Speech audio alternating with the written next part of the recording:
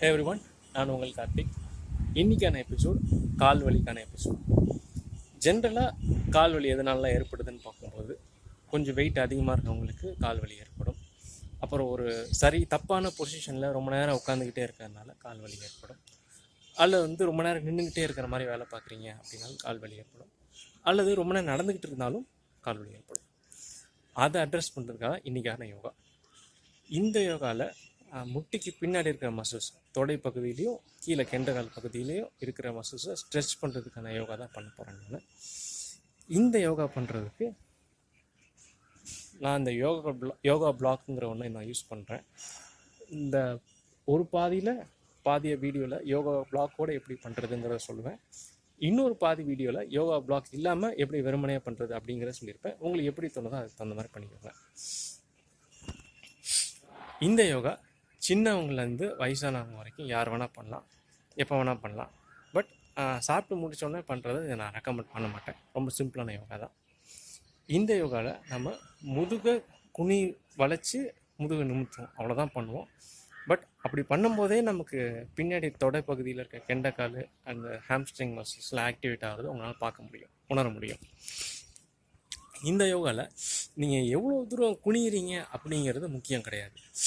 நீங்கள் குனியும் போது உங்களுக்கு பின்னாடி தொடையில் கால்களில் இருக்க மசில்ஸ் எந்த அளவுக்கு உங்களால் ஆக்டிவேட் பண்ண முடியுது, எந்த அளவுக்கு ஸ்ட்ரெச் பண்ண முடியுது அப்படிங்கிறது தான் முக்கியம். இதை ஸ்ட்ரெச் பண்ணுறதை நீங்கள் இன்ஸ்டன்டேனியஸாகவே உங்களால் உணர முடியும், உடனே உங்களால் உணர முடியும். கண்டிஷன் என்னதுன்னா, குனியும் போது முதுகை வளைக்காமல் குனிங்க, கால்களை வளைக்காமல் குனிங்க. எவ்வளோ தூரம் குனிய முடியுமோ அவ்வளோ தூரம் குனிங்க. இதில் டார்கெட் குனிஞ்சு தரையை தொடணும், தலையை நல்லா கீழே கொண்டு வரணும் அப்படிங்கிறது கிடையாது. பாதி குனிஞ்சால் போதும், காவாசி குனிஞ்சால் போதும். பட் உங்களுக்கு பின்னாடி இருக்கிற கால்களில் இருக்க மசில்ஸ் ஆக்டிவேட் பண்ணணும், அதுதான் இங்கே டார்கெட்னு வச்சுக்கோங்க. ஸோ இந்த வீடியோ பாருங்கள், எந்தளவுக்கு உங்களுக்குனால ஆக்டிவேட் பண்ண முடியுதுன்னு பாருங்கள். அண்ட் வேறு ஏதாவது ஃபீட்பேக்ஸை கமெண்ட்டில் போடுங்க. Let's get into the video.